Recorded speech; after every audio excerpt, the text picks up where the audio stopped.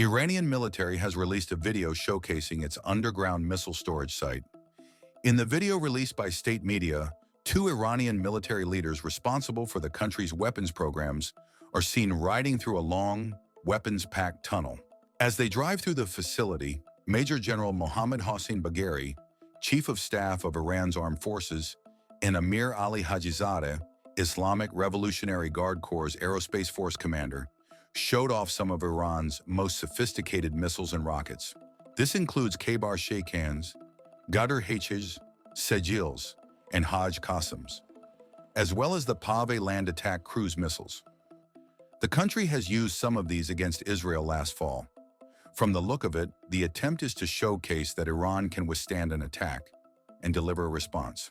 The video was released amid threats from U.S. President Donald Trump, who issued a 2-month deadline for Tehran to reach a new nuclear deal.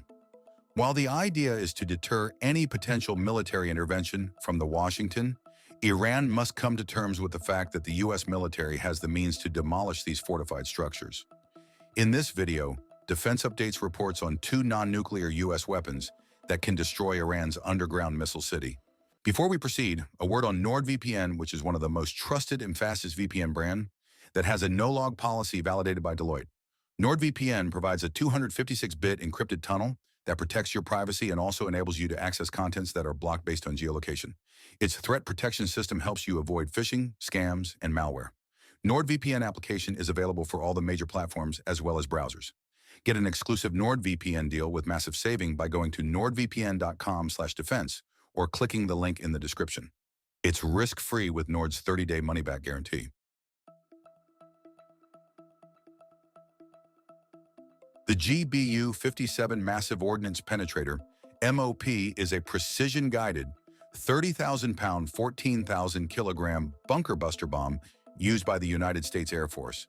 In 2002, Northrop Grumman and Lockheed Martin were working on the development of a 30,000-pound earth-penetrating weapon, but funding and technical difficulties resulted in the development work being abandoned.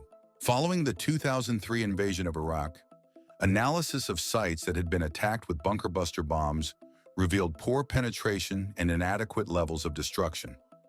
This renewed interest in the development of a larger bunker buster in the MOP project was initiated by the Defense Threat Reduction Agency to fulfill the long-standing Air Force requirement. Development of the MOP was performed at the U.S. Air Force Research Laboratory, Munitions Directorate, Eglin Air Force Base, Florida, with design and testing work performed by Boeing. The bomb is meant to be deployed by only large bombers like B-2 Spirit and B-52 Stratofortress and is guided using GPS. It is 20.5 feet, 6.2 meters in length and has a diameter of 31.5 inches, 0.80 meters. Each of the U.S. Air Force's B-2s is to be able to carry 2 14-ton MOPs. The initial explosive test of MOP took place on 14 March 2007 in a tunnel belonging to the Defense Threat Reduction Agency, DTRA, at the White Sands Missile Range in New Mexico. Its robust casing allows it to penetrate up to 200 feet, 61 meters of earth or reinforced concrete before detonating, making it ideal for targeting underground facilities like command centers or weapons storage sites. Since it's designed to be a penetrator, only about 5,300 pounds, 2,400 kilograms, of the big bomb's weight is the explosive. The warhead is a mixture of AFX-757 and PBXN-114 in a ratio of 6:1. The blast yield is equivalent to approximately 3 tons of TNT. For comparison, Little Boy atomic bomb dropped on Hiroshima had a yield of 15 kilotons of TNT.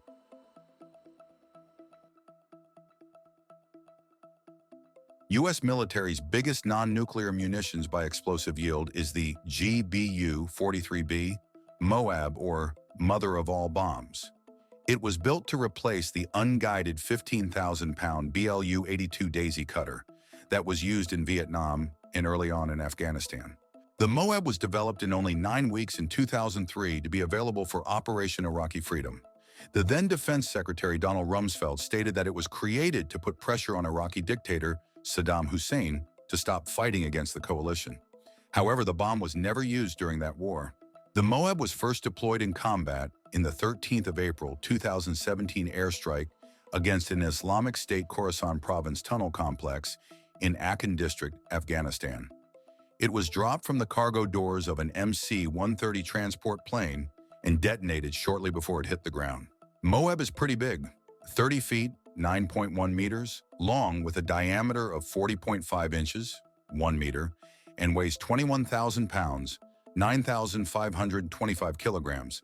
It delivers an 18,700 pound, 8,482 kilogram, warhead known as the BLU-120/B, which is made of H6, a mixture of cyclotrimethylene trinitramine, TNT, and aluminum.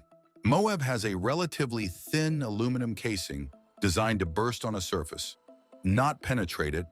That creates a large blast with lesser fragmentation. It's a smart bomb with GPS-guided munition and got stabilizing fins and inertial gyro for pitch and roll control. MOAB falls from the aircraft on a pallet, which is then tugged aside by a parachute, allowing the weapon to glide down. Its principal effect is a massive blast wave, said to stretch for a mile in every direction. It has a blast yield of 11 tons of TNT. While U.S. military has other lethal bombs like 5,000-pound GBU-28, these two bombs are best suited for very strong fortification, which Iranian bunkers are likely to be. The MOP can create a crater, and the explosion will be inside structure, while MOAB's blast wave could make the structure collapse on itself. As visible in the video, the munitions are stored openly in long, continuous tunnels and vast caverns, with little to no blast doors or separate structural barrier in place. If the facility were to be breached during an attack, the consequences could be catastrophic. Israel has already exposed the ineffectiveness of Iranian air defense systems. On October 26th, Israel used more than 100 aircraft, including F-35 stealth fighters, to attack Iran. The jets used aerial refueling to cover a distance of more than 1,600 kilometers, or 1,000 miles, and struck over 20 targets in the operation named Days of Repentance. IAF targeted ballistic missile production facilities, sites deemed to be used for nuclear fuel manufacturing, as well as several air defense systems. Israel's jets just flew unrestricted over Iran, including the capital Tehran, as if they owned the sky, and all aircraft returned safely. It is not hard to see that if required, U.S. Air Force could devise a plan to destroy the missile city. It has the precision strike capabilities as well as the specialized munitions to get the job done.